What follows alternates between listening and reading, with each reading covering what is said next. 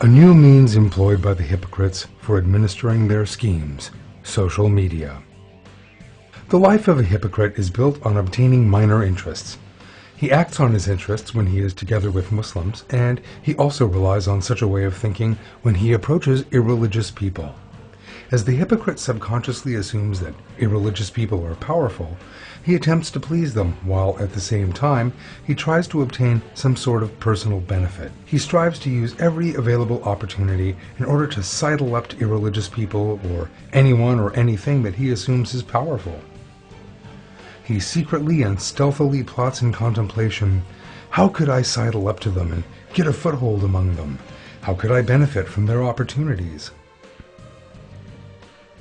In the time of the Prophet Muhammad, peace be upon him, hypocrites used to meet the leading idolaters in fairs and caravans and praise them. In our time, the most important tool employed by the hypocrites is social media. A hypocrite determines the most popular accounts on social media, such as Twitter, Facebook, and Instagram.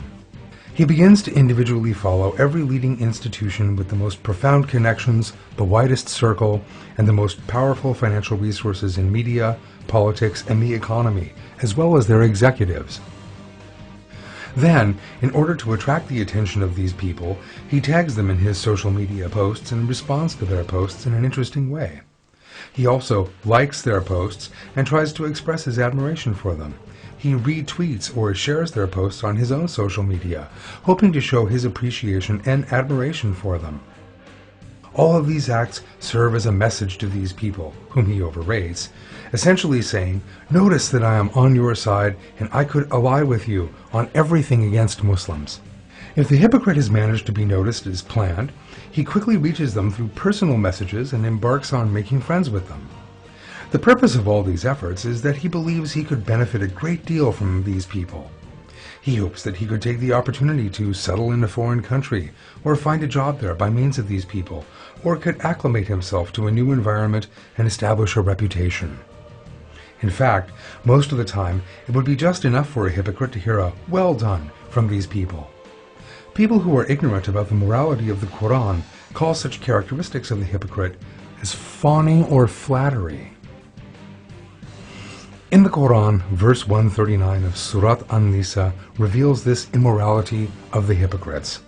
I seek refuge in Allah from the accursed Satan. Do those who take the irreligious as protectors rather than the believers hope to find power and strength with them? Power and strength belong entirely to God. The way to put the hypocrite off his act of hypocrisy is to reveal his insidious schemes to derive personal benefits from people and to prove the weakness of those whom he attempts to get in contact with. God has granted his sincere servants a superior discrimination, which is what the hypocrite lacks. For that reason, believers spot the schemes hatched by the hypocrite a mile off and act in a certain manner to spoil such schemes. They quickly uncover the superficiality of the hypocrite down to the last detail and render him incapable of doing that again through the scientific precautions they have taken. Muslims swiftly come to realize any and all systems based on irreligion, which the hypocrite relies on and obtains benefit from, and discloses these systems and denounces them intellectually worldwide. When those circles, from which the hypocrite looks forward to benefiting greatly, are denounced, he becomes disenchanted.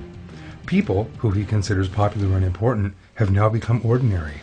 He acknowledges that these discredited people could no longer provide any benefit for him. When he realizes that his scheme has been ruined, he stops his efforts at pleasing these circles. Moreover, recognizing the capability of Muslims, his henchmen kick him aside soon enough. At that, the hypocrite has become isolated. In the Quran, God states that he will spoil any and all schemes hatched by the hypocrites as follows. God will make their actions come to nothing. That is easy for God. Surat Al-Ahzab 19.